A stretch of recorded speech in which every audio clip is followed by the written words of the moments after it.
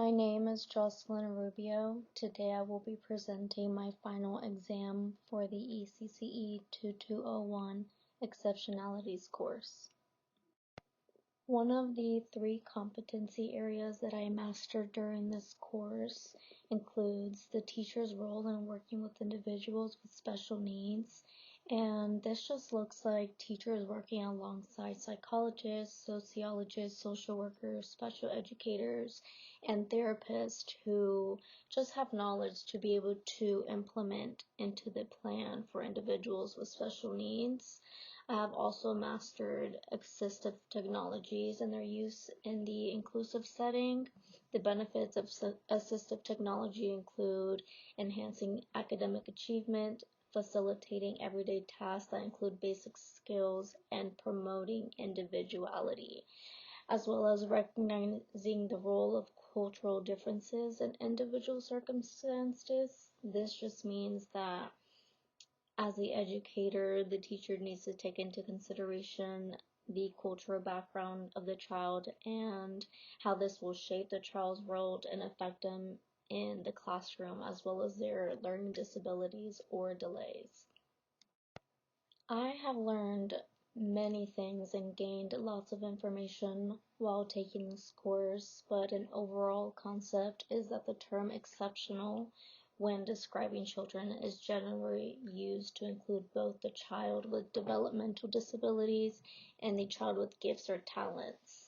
I learned about identifying the child with exceptionalities and how to move forward with implementing modifications to lesson plans, the environment, and creating appropriate learning activities for those children. I also learned about the assistive technology in the classroom and how it can enhance the learning activities.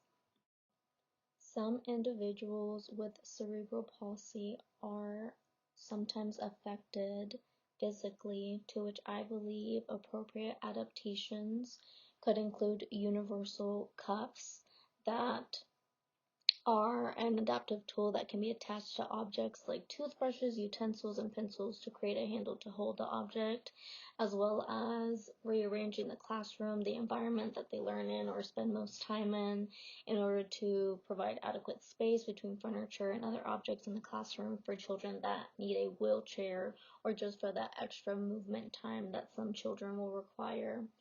2 assistive technology devices that I suggest are a wheelchair due to their regular muscle tone in their hips and legs. Children with cerebral palsy may have trouble walking. So this wheelchair can help individuals move around independently, as well as a communication board for the children with speech impairments that interferes with communication skills. A communication board promotes speech and language skills while also being a visual aid for the child. Some learning activities that I mentioned include Play-Doh motion mats, where the children are working on their fine motor skills and strengthening coordination, while also touching a bit on the social emotional concepts, as well as building with Legos being a fine motor activity. It can also involve sorting through the pieces, pressing them together, breaking them apart, and can even be used to sort by color or size, hitting some of those math concepts.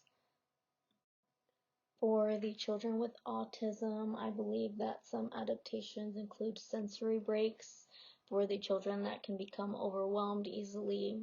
It does affect their everyday life in the classroom, so allowing them some sensory breaks throughout the day can help with regulating those sensory needs and improve their focus for activities, as well as modifying assignments to be appropriate for the child's level of understanding.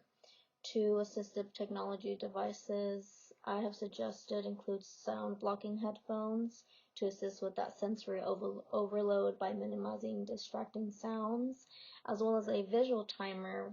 Some children do require extra time for assignments or activities and benefit from being able to visually see that timer. 2 activities that I have suggested are a slime experiment. This keeps children engaged with these hands-on activities, and this touches a little bit in the science aspect as well as the math when mixing these ingredients to create that slime. And a dance party. This activity will allow for the extra movement time for the children that can feel anxious or overwhelmed easily, as well as being able to follow instructions with those action songs. For the individual with ADHD, some adaptations could be extra time allowed to complete assignments. This can reduce anxiety and improves engagement, as well as organizational tools. Some children have a hard time keeping up with all of their tasks and belongings and materials that they can use for activities, and children just generally thrive from structure. So providing a method that limits the number of things that the child does have to keep up with can help them focus in other areas. Two assistive technology devices that I have suggested are the talking calculator. This device speaks the numbers and symbols on the buttons pressed as well as the answer. And audiobooks. Some children might benefit from listening to a recording when it is a challenge to sit still or comprehend at a certain pace, so they can adjust if they need it to go faster or slower. And two learning activities I have suggested are the Simon Says game. This activity is effective for teaching the children how to follow a sequence of instructions, as well as painting.